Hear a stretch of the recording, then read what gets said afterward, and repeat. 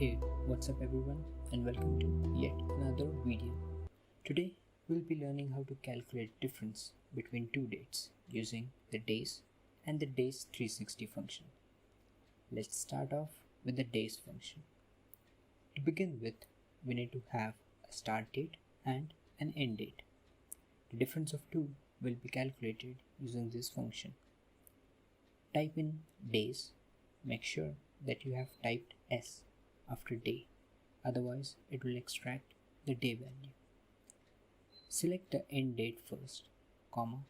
Now select the start date. As you can see, the difference between 31st and 29th January is 2 days. Now, DAYS360 function is somewhat different. It is used mostly in accounting or payments calculations, only when we consider a 360-day year. What it means is, we have to consider that there are 30 days in every month. Yes, even in February. That adds up to a 360 days in a year. I will be providing visual aids to help understand this concept better, but feel free to pause the video as needed to do self-calculations. Let me annihilate a few rows and columns here to explain it better. I have 3 examples and I'll go one by one to demonstrate how this function differs with the days function. So let me fill in the days field first.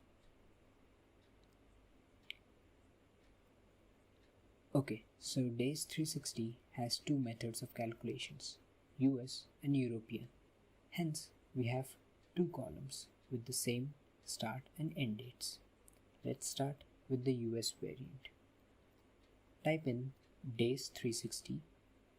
Now we need to select the start date first, followed by the end date, comma. Now you see we have 2 options. You can use this direction keys on your keyboard to navigate the options. In order to select the US variant, you need to navigate to the false option and press tab to select it.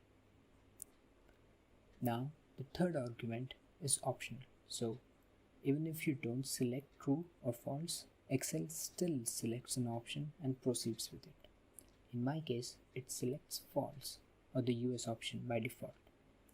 Similarly, in cell D6, we will select the true option for the European method. Did you notice a difference here? European method calculated the difference as 1. That is because it always converts the 31st day into 30th day of the same month. Now let's take a look at another example. In this one, the start and end dates are the same, but the US method shows a different value. Why is that?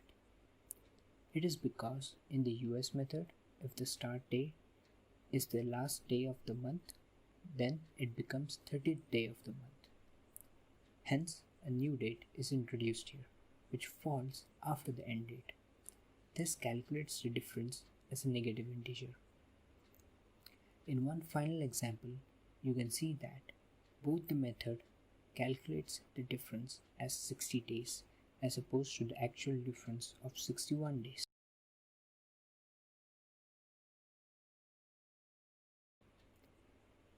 That's it for today. Thank you for watching and see you in the next one.